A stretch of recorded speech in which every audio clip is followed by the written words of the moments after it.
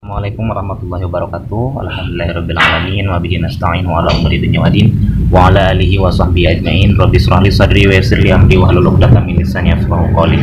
Anak-anakku, apa kabar hari ini? Mudah-mudahan dalam keadaan sehat walafiat ya. Nah, di sini pada kesempatan ini Bapak akan mereview kembali ya kisah keteladanan Nabi Muhammad SAW ya, yang sudah minggu kemarin kita pelajari. Kalau misalkan di buku paket anak-anak ada pada bab 12 yaitu halaman 136. Halaman 136.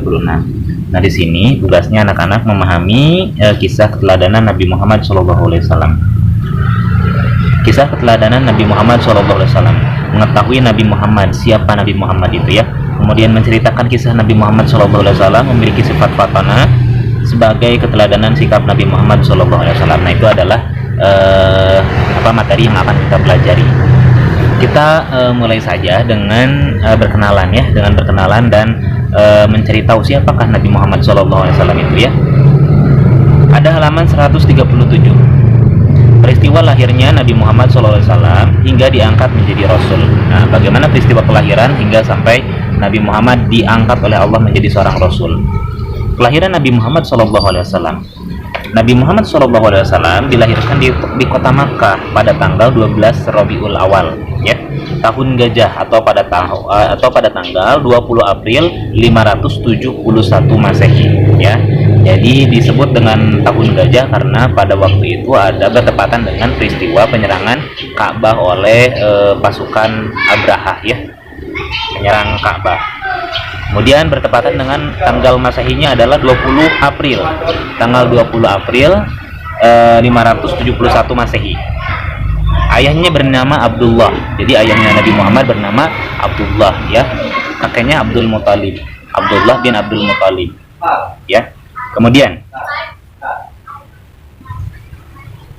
Abdullah bin Abdul Muthalib yang telah meninggal saat Nabi Muhammad SAW masih berada dalam kandungan ibunya, yaitu berusia 3 bulan. Nah, 3 bulan di dalam perut ibunya, yaitu Siti Aminah ya, ibunda Nabi Muhammad. Nah, ayahnya yang bernama Abdullah wafat. Wah, jadi dalam ketika beliau dilahirkan, Nabi Muhammad dilahirkan sudah dalam keadaan yatim ya, tanpa seorang ayah. Kemudian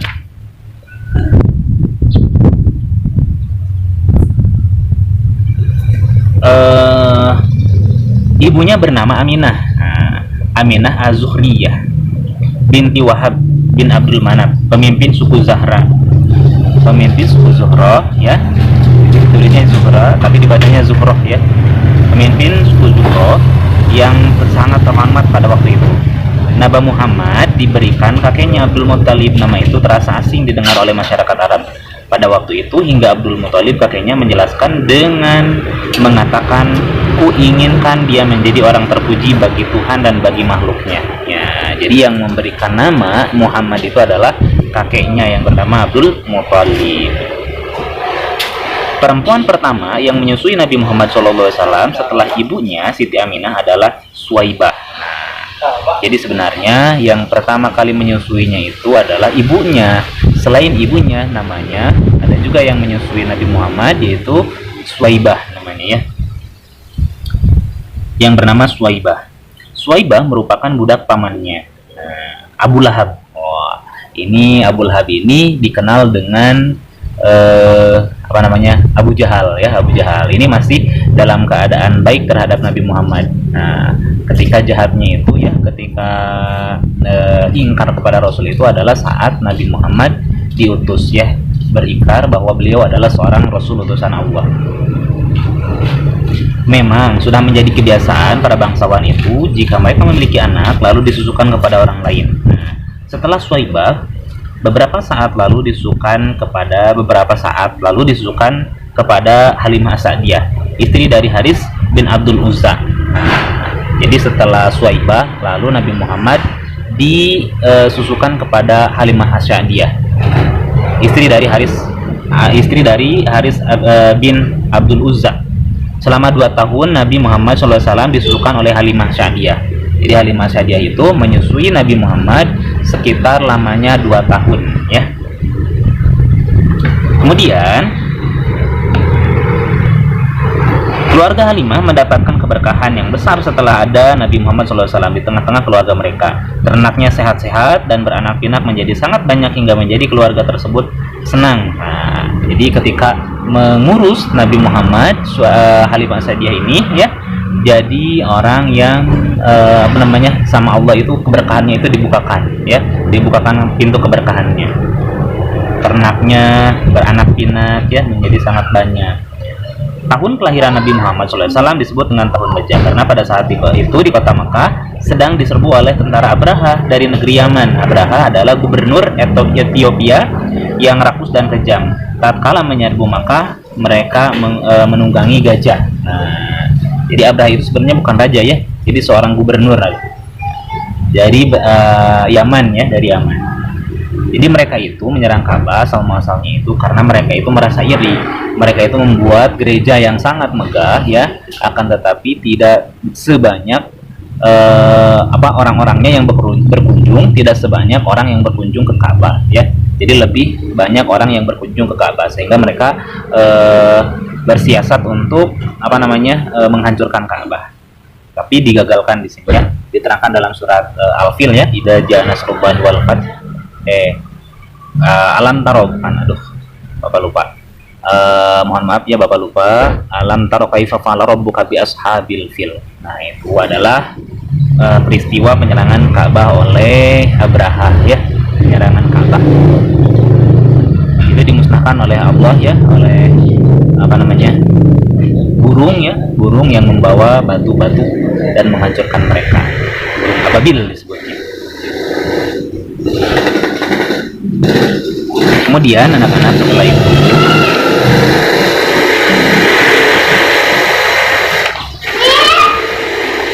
Al-Fil ayat 1 sampai 5 ya. Yang kedua, halaman 138. Nabi Muhammad SAW pada masa kanak-kanak dan remaja. Nah, ini adalah kisah Nabi Muhammad saat anak-anak dan remaja. Ibu Nabi Muhammad SAW yaitu Aminah adalah seorang istri yang setia kepada suaminya. Meskipun suaminya Abdullah sudah meninggal dunia, dia rajin berziarah ke makamnya. Suatu saat dia mengajak Nabi Muhammad SAW untuk mengunjungi makam ayahnya yang selama ini hanya Nabi Muhammad SAW dengar dari cerita ibunya. Saat itu pertama kali Nabi Muhammad benar-benar merasakan sebagai orang yatim. Suatu hari dalam perjalanan pulang dari ziarah makam suaminya, ketika sampai di desa Abwa, ingat desanya desa Abwa ya, di desa Abwa, lalu Nabi Muhammad SAW, ibunda dari Nabi Muhammad SAW, Aminah jatuh dan meninggal dunia, jatuh sakit dan meninggal dunia, bukan jatuh jatuh gubrak gitu ya, tapi jatuh sakit dan meninggal dunia. Dusunnya dusun Abwa namanya, di desa Abwa. Lalu Aminah dimakamkan di desa Abwa juga. Nabi Muhammad SAW pun menjadi seorang yatim piatu. Yatim piatu itu adalah seorang anak yang tidak memiliki ayah dan ibu. Lalu Nabi Muhammad SAW diajak pulang oleh Ummu Aiman. Ummu Aiman itu adalah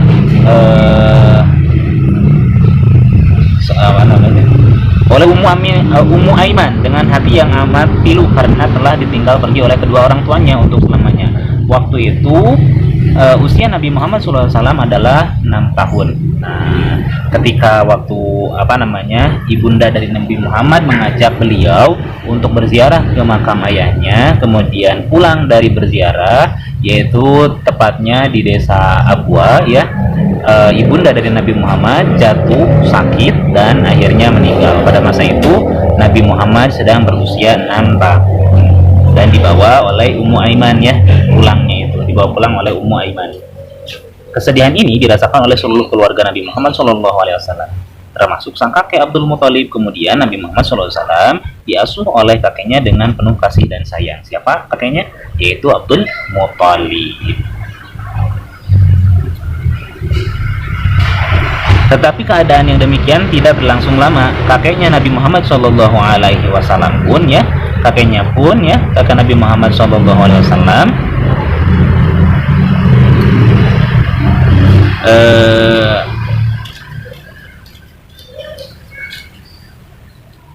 meninggal dunia akhirnya ya. Jadi kakek dari Nabi Muhammad SAW pun akhirnya meninggal dunia.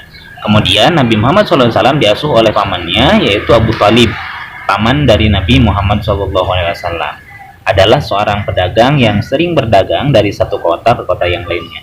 Keluarga tersebut tidak begitu kaya, namun bersyukur bahwa Abu Thalib juga sangat mencintai Nabi Muhammad SAW. Dia memiliki beberapa anak, namun dia tidak membeda-bedakan antara anak dan keponakannya tersebut. Perilaku Nabi Muhammad SAW yang selalu hormat dan sopan, tutur kata bahasanya yang halus semakin menambah cintanya Abu Thalib kepada Nabi Muhammad SAW. Nabi Muhammad SAW pun seorang anak yang jujur, cerdas, bertanggung jawab setiap diberikan tugas oleh pamannya. Nah, jadi diasuh oleh pamannya yang bernama Abu Thalib. Abu Thalib ini adalah pamannya, ayahnya dari Ali ya. Ali itu adalah sahabat dari Nabi Muhammad yang masih sepupu ya dari Nabi Muhammad. Nah itu ya. Nah, kalau misalnya, nah pada saat itu keadaan Abu Thalib pun sama. Jadi diberkahkan oleh Allah, dibuka pintu keberkahannya. Jadi makmur keadaan ekonominya ya. Pada saat Nabi Muhammad SAW berusia 12 tahun, ia diajak oleh pamannya berdagang ke negeri Syam. Syam itu Syria ya. Setelah sampai di Syam, mereka singgah di kota Basrah. Di sana mereka bertemu dengan seorang pendeta yang bernama Bukhairah. Ingat, ketika mereka berdagang ke negeri Syam, niat untuk berdagang ke negeri Syam, akhirnya bertemu dengan seorang pendeta yang bernama Bukhairah. Bukhairah itu adalah seorang pendeta ya. Jadi mengikuti agama nabi-nabi terdahulu, Nabi Isa ya. Pendeta tersebut menyarankan kepada Abu Thalib untuk segera membawa pulang Nabi Muhammad SAW dan tidak meneruskan perjalanan berdagangnya ke Syam. Setelah pendeta tersebut bertemu langsung dengan Nabi Muhammad SAW, dia melihat tanda-tanda kenabian di dalam diri Nabi Muhammad SAW. Akhirnya Abu Thalib segera kembali ke Mekah. Beliau sangat merahasiakan berita ini dan sangat berhati-hati, khawatir diketahui oleh orang-orang Yahudi. Pada saat Nabi Muhammad SAW berusia 15 tahun, telah mengikuti perang Fijar atau Harbul Fijar. Harbul itu perang ya artinya. Harbul Fijar yaitu perang kesucian. Perang itu terjadi antara suku Quraisy dan suku Qais ya, yang disebabkan oleh persoalan keturunan dan kebangsawanan yang masing-masing merasa lebih tinggi. Dalam perang tersebut Nabi Muhammad SAW membantu pamannya Zubair ya, menyiapkan peralatan perang. Wah, ini baru usia 15 tahun ya, kelas 3 SMP ya. Pada masa remaja, Nabi Muhammad SAW tumbuh menjadi seorang anak yang cerdas, tangkas, jujur, tutur bahasanya halus. Nabi Muhammad SAW kelihatan sangat berbeda dengan anak-anak yang sebayanya ya. Pada saat itu, dia juga tidak suka berjudi dan minum minuman keras. Setiap orang yang bergaul dengannya akan terkesan bahwa Nabi Muhammad itu berbeda dari anak-anak yang lain ya. Nah, itu ya. Jadi Nabi Muhammad itu sejak kecil sudah memperlihatkan perangai yang baik, akhlaknya yang baik, sopan santun, tutur katanya juga bagus. Kalau misalkan ada orang seperti itu nih, saya pasti kita akan suka ya, kita akan hormat ya pada orang yang seperti itu. Beda lagi dengan orang yang tidak sopan, kemudian kasar, jahat. Mungkin banyak orang yang tidak akan suka ya. Kemudian Nabi Muhammad SAW pada saat menjadi pemuda, pengalaman berdagang yang diajarkan oleh pamannya Abu Thalib dan sikap jujur serta tanggung jawabnya tidak diragukan lagi. Sampailah berita ini kepada Khadijah binti Khuwailid. Nah, Khadijah ini nanti akan menjadi istri dari Rasulullah ya. Khadijah memberi kepercayaan penuh kepada Nabi Muhammad SAW untuk menjalankan usaha perdagangannya di Syam atau Syria. Nabi Muhammad SAW menerima tawaran ini dengan penuh tanggung jawab. Tatkala berdagang, Nabi Muhammad SAW ditemani oleh pembantu setia Khadijah yang bernama Maisarah. Jadi Khadijah ini memiliki seorang pembantu yang namanya Maisarah. Nah, Maisarah ini menemani Nabi Muhammad berdagang ke negeri Syam atau Syria. Maisarah ini menjadi saksi tentang kejujuran dan kepiawaian Nabi Muhammad SAW saat berdagang di Syam.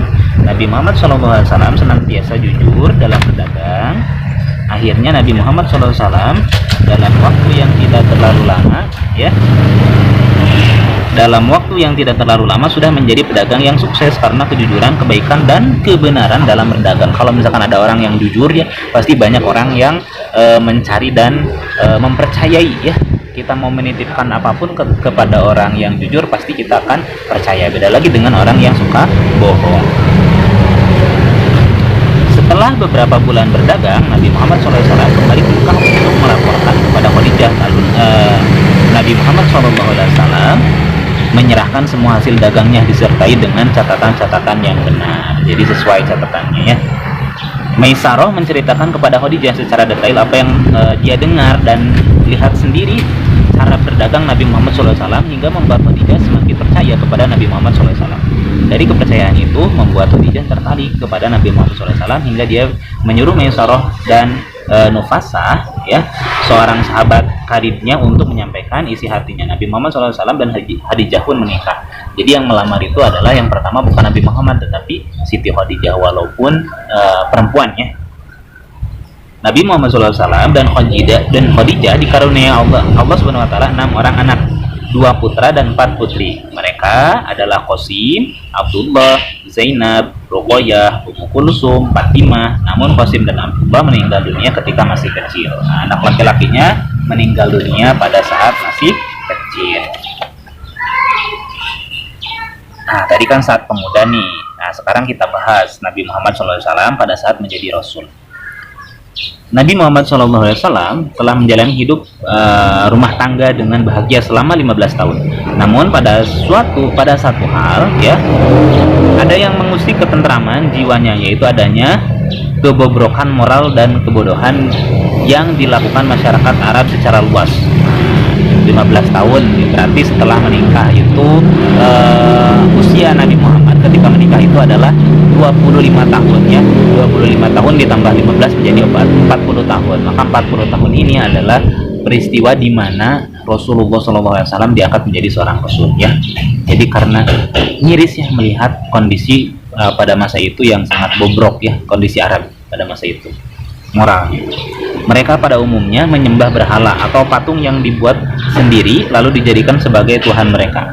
Mereka diberi nama seperti Hubal, Lat, Uzza, ya. Keadaan yang demikian sungguh sesat, ya, dan tidak masuk akal bagi Nabi Muhammad SAW. Nabi Muhammad SAW mulai menarik diri dari keramaian masyarakat untuk dapat untuk dapat memusatkan pikiran. Nabi Muhammad SAW sering mengasingkan diri ke Gua Hiro, ya.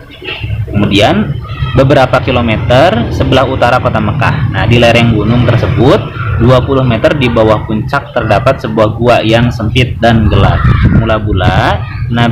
Mula-mula beberapa jam, lalu beberapa hari hingga berminggu-minggu. Jadi mengasingkan dirinya beberapa jam, beberapa hari, dan berminggu-minggu, sampai berminggu-minggu.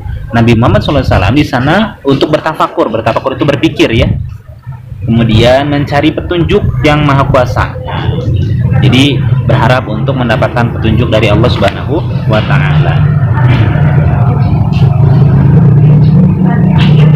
Sepanjang bulan Ramadan, Nabi Muhammad SAW merenung guna mendapatkan petunjuk. Akhirnya pada tanggal 17 Ramadan tahun 611 Masehi, Nabi Muhammad SAW melihat cahaya terang menderang di gua tersebut. Nah, berarti Masehinya adalah 611 Masehi, ya. 611 Masehi. Ketika Nabi Muhammad mendapatkan wahyu dari Allah, wahyu pertama. Ternyata itu malaikat Jibril muncul di hadapan untuk menyampaikan wahyu yang pertama, seperti yang tertulis di dalam surat Al-Alaq 1-5. Wahyu pertama itu adalah surat Al-Alaq 1-5. Dengan diterimanya wahyu pertama ini, Nabi Muhammad SAW telah menjadi Nabi dan Rasul ketika usianya 40 tahun. Kemudian kita percepat, ya, anak-anak, karena sebentar lagi kita akan mengikuti PAS semester 2, ya.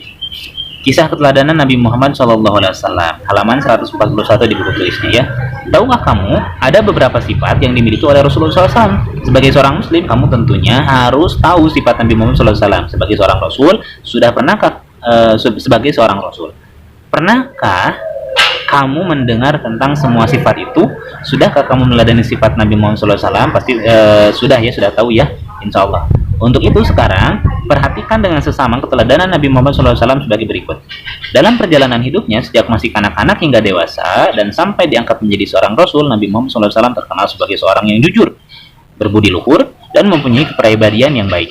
Tidak ada suatu perbuatan dan tingkah laku tercela yang dapat dituduhkan kepadanya. Hal ini berlawanan sekali dengan tingkah laku dan perbuatan kebanyakan pemuda-pemuda penduduk kota Mekah pada umumnya yang gemar berpoya-poya, minum minuman keras.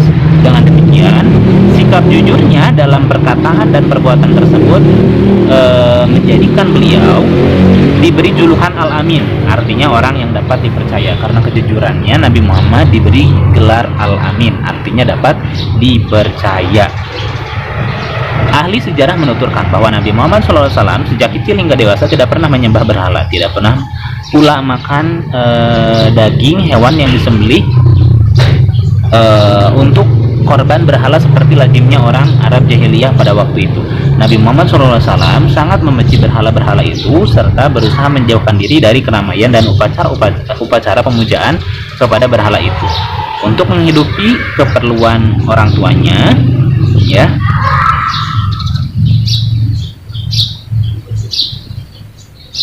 Untuk menghidupi keperluan sehari-hari, Nabi Muhammad SAW berusaha sendiri mencari nafkah karena orang tuanya tidak meninggalkan harta warisan yang cukup. Jadi Nabi Muhammad itu dari sejak kecil sudah mandiri ya, jadi tidak mengandalkan orang lain, bantuan dari orang lain. Nah, di sini sebagai seorang manusia yang akan menjadi pembimbing umat manusia, Nabi Muhammad SAW memiliki bakat-bakat dan kemampuan, berjiwa besar, pikiran cerdas, otaknya tajam, perasaannya halus, ingatannya kuat, cepat tanggap, serta kemauannya keras. Berikut adalah sifat wajib bagi Nabi Muhammad atau Rasul-Rasul juga yang lainnya. Yang pertama adalah sidik, ya. Sifat sidik artinya benar atau jujur. Mustahil Nabi Muhammad SAW ya bersifat kizib atau bohong. Nah, jadi sidik itu artinya jujur, lawannya kizib artinya bohong. Nanti harus dihafal ya. Sidik artinya benar atau jujur, lawannya kizib atau bohong. Yang kedua amanah. Amanah itu apa? Dapat dipercaya. Nah, kalau misalkan lawannya apa, yang mustahilnya adalah khianat. Khianat itu tidak dapat dipercaya. Sikap dan perilaku Nabi Muhammad tidak pernah melanggar syariah Allah dan tidak mungkin tidak mungkin mereka berbuat tercela ya. Kemudian sifat yang ketiga adalah tablik. Tablik itu adalah menyampaikan ya, apa yang semestinya disampaikan. Kata Allah misalkan, wahai Muhammad, sampaikan ini kepada umatmu misalkan. Maka Nabi Muhammad sampaikan, tidak mungkin beliau menyembunyikan. Aku takut diapa-apain nanti sama orang-orang Quraisy, aku nggak akan menyampaikan. Tidak mungkin seperti itu. Mau pahit ataupun manis itu ya, maka Rasul tetap akan menyampaikan. Dan yang untuk lawannya, lawan dari tablik menyampaikan adalah kitman atau menyembunyikan. Yang keempat, sifat yang terakhir adalah fatona, artinya cerdas ya atau pintar ya. Kebalikannya adalah balada, artinya bodoh ya. Jadi sifat empat itu adalah sidik, amanah, fatona, tablik ya. Sidik, amanah, fatona, tablik. Sidik benar atau jujur, lawannya adalah kizib atau bohong ya. Kemudian amanah dapat dipercaya, kalau misalkan lawannya khianat tidak dapat dipercaya. Kemudian tablik menyampaikan, kemudian untuk lawannya adalah kitman menyembunyikan, dan yang terakhir fatonah pintar atau cerdas, kebalikannya adalah baladah atau bodoh. Kemudian C, sifat fatonah Nabi Muhammad SAW. Fatonah berarti cerdas. Nabi Muhammad SAW mempunyai sifat fatonah yang berarti memiliki kecerdasan ya. Kecerdasan. Dalam perjalanan hidup, para sahabat sering bertanya kepada Rasulullah SAW tentang berbagai masalah syariah yang beliau sampaikan kepada mereka. Selain itu, orang-orang yang masuk Islam juga sering memiliki pertanyaan atau keraguan-keraguan atas persoalan tertentu yang mengusik pikiran mereka dan harus dijawab secara tepat. Dengan kecerdasan yang dimiliki, Rasulullah SAW mampu memecahkan masalah dan menjawab pertanyaan yang diajukan dengan bijaksana. Kecerdasan dan kecakapan yang luar biasa ada dalam diri Nabi Muhammad SAW, telah dikaruniakan oleh Allah SWT sebagai bekal yang sangat penting dalam menyampaikan misi kerasulannya dan memimpin umatnya. Nabi Muhammad SAW bukan hanya menjadi pemimpin dalam urusan agama saja, tetapi menjadi pemimpin dalam segala hal, mulai dari ekonomi, sosial, hingga dalam masalah pendidikan. Nabi Muhammad SAW betul-betul memperhatikan masalah pendidikan dengan serius, karena diutusnya beliau sebetulnya yaitu untuk mendidik dan berdakwah. Kemudian Nabi Muhammad SAW adalah sosok yang cerdas hingga terlihat sangat mempesona bagi orang yang bersamanya. Berikut adalah kisah keteladanan sifat patonah Nabi Muhammad SAW yang patut kita renungkan. Kisah renovasi Ka'bah. Ada kisah renovasi Ka'bah ya.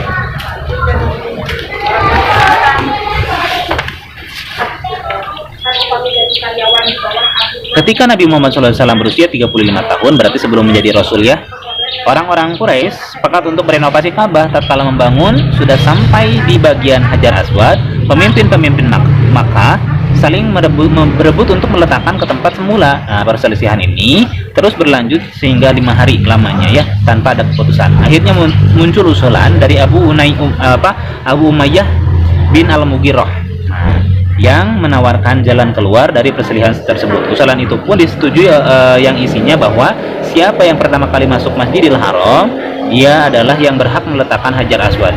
Ternyata Nabi Muhammad SAW adalah orang pertama yang memasuki Masjidil Haram. Nah, dia yang berhak meletakkan Hajar Aswad. Ternyata Nabi Muhammad pun adalah orang yang pertama masuk masjid. Dengan demikian, beliau berhak untuk meletakkan Hajar Aswad. Dengan kecerdasannya, Nabi Muhammad SAW memberikan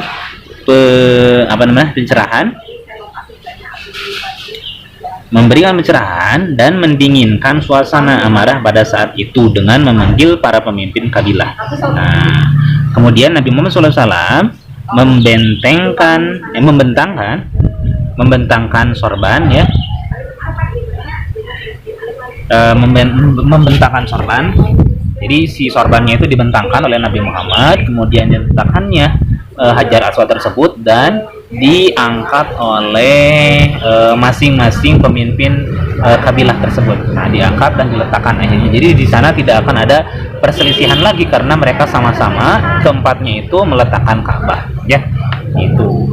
Kemudian Rasulullah SAW berbicara menurut kemampuan orang yang diajak bicara. Jadi berbicaranya Rasulullah SAW itu sesuai dengan kemampuan orang yang diajak bicaranya. Nah, kalau misalkan orangnya pintar, cerdas dan lain sebagainya gitu ya, yang spesial gitu, beliau pun bisa mengimbanginya. Ataupun misalkan yang butuh bahasa khusus untuk mereka, Rasul pun sama bisa berbicara mengimbangi mereka menurut kemampuan mereka ya. Rasulullah SAW senantiasa bertutur kata dengan nada yang perlahan-lahan, tidak tergesa-gesa sehingga mudah didengar, dipahami dan diterima. Nabi Muhammad SAW senantiasa hati-hati dalam berbicara, baik dari segi nada, isi, dan kecepatannya, sehingga tutur kata Nabi Muhammad SAW tidak hanya dapat didengar dan dipahami, diterima saja oleh dan diterima oleh para pendengar, melainkan juga dapat dihafal dan tidak terlalu sulit. Jadi perkataan Nabi Muhammad itu bukan hanya dapat dipahami, tapi juga dapat mudah untuk dihafal. Wah, bisa sangat spesial ya. Nabi Muhammad SAW senantiasa menyampaikan ajaran-ajaran Islam dengan bijaksana, yaitu dengan senantiasa memperhatikan dan menyesuaikan tingkat pengetahuan pendengar atau target dakwahnya. Tutur kata Rasulullah SAW senantiasa mampu membaur terhadap berbagai lapisan masyarakat yang terdiri atas berbagai latar belakang pendidikan. Dapat menyesuaikan tutur katanya dengan kualitas pengetahuan umatnya, itulah menjadi salah satu faktor yang dapat menyentuh hati setiap manusia. Suatu ketika ada orang Badui, yaitu orang yang dari golongan pengetahuan yang rendah. Orang Badui itu orang yang dengan pengetahuan yang rendah. Bukan di negeri Arab ya, di negeri Arab dulu. Rasulullah SAW berbicara kepada mereka dengan segala kesederhanaan, gaya bahasa yang benar-benar tidak mengundang tidak mengandung kecanggihan struktur kalimat seperti yang dipakai para sastrawan. Ternyata itu cocok dengan kondisi si Badui dan langsung dapat menyentuh seluruh relung jiwa sehingga dia mengakui kebenaran Islam. Sabda Rasulullah SAW ini begitu kuat pengaruhnya terhadap si Badui tersebut yang tidak memiliki pilihan lagi selain mengakui Islam sebagai agama yang benar dan menerima Islam sebagai agamanya. Selain itu, Nabi Muhammad SAW berkata benar atau jujur dalam situasi apapun. Nah, hendaklah kita meneladani sifat Nabi Muhammad SAW, yaitu bersikap jujur, ya. Sikap kasih sayang sebagai bentuk kecerdasan Rasulullah SAW. Nah, ada juga. Jadi Nabi Muhammad itu adalah seorang yang kasih sayang, ya, memiliki kasih sayang. Dalam sebuah riwayat disebutkan bahwa suatu saat Rasulullah SAW berdakwah di sebuah daerah, yaitu Taif namanya, ya, daerah Taif. Rasulullah SAW mengajak penduduk Taif untuk memeluk agama Islam dan bertauhidkan Allah SWT. Pada saat berdakwah tersebut, Rasulullah SAW mendapatkan perlawanan dari penduduk Taif. Nah, Nabi Muhammad SAW dilempari dengan batu sampai berdarah tubuhnya. Malaikat Jibril menawarkan bantuan kepada Nabi Muhammad SAW untuk menimpakan penduduk Taif itu dengan sebuah gunung. Nah, wahai Rasulullah, mereka penduduk Taif itu sudah keterlaluan. Kau sampai berdarah-darah padahal engkau mengajak kepada kebaikan untuk keselamatan mereka. Izinkan aku untuk menumpahkan gunung ini untuk pada mereka. Wah, dihancurkan. Tapi Nabi Muhammad tidak mengizinkan malaikat Jibril karena kasih sayangnya. Kalau misalkan seperti itu, mereka tidak akan mendapat hidayah.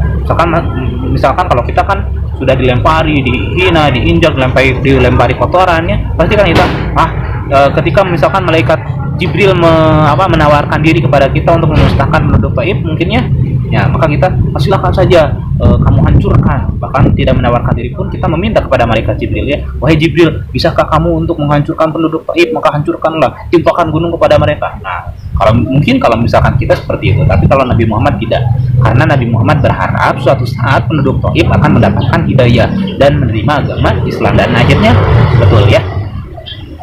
Nah, itu, ya. Kemudian Nabi Muhammad menolak tawaran tersebut dengan kerendahan hati. Rasulullah SAW berkata, bahkan aku berharap kepada Allah Azza wa Jalla akan mengeluarkan dari tulang sulbi mereka orang-orang yang menyembah Allah, ya.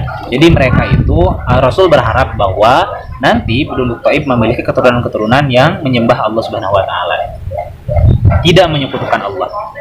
Dalam perkataan Nabi Muhammad SAW, tampaklah kepribadian yang sangat istimewa dan akhlak agung yang siapapun tidak bisa menyamainya. Sikap kasih sayang Nabi Muhammad SAW itu ditunjukkan meskipun kepada kaum yang menentang ajakannya untuk memeluk agama Islam. Ini adalah bentuk kecerdasan Nabi Muhammad SAW dalam berdakwah. Jika beliau membolehkan malaikat menimpakan gunung kepada penduduk Taif, maka akan binasalah semua penduduknya. Tetapi beliau menolak dan mendoakan agar Allah SWT memberikan hidayah kepada mereka. Kalau kita mungkin berdoa kepada Allah, ya Allah azablah mereka, ya Allah siksalah mereka karena mereka telah berbuat jahat kepadamu. Tapi Rasulullah tidak seperti itu, tidak egois, ya, karena memiliki kasih sayang. Tidak rela mereka dibinasakan, tetapi berdoa kepada Allah agar mereka diberikan hidayah. D. Memiliki sifat patona sebagai keteladanan Nabi Muhammad SAW. Sebagai seorang pelajar yang meneladani sifat patonah Nabi Muhammad SAW, tentu akan bersungguh-sungguh dalam belajar agar berprestasi.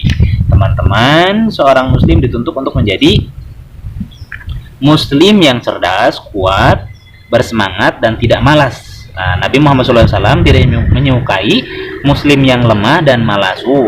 Rasul tidak menyukai orang yang lemah dan malas. Ya.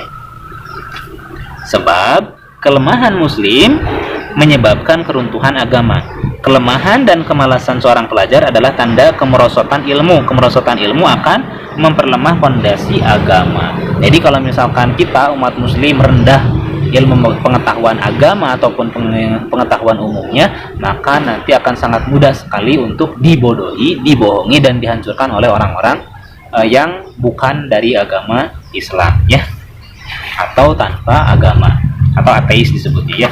Nah, itu anak-anak pembahasan dari kisah keteladanan Nabi Muhammad. Memang di sini sangat panjang.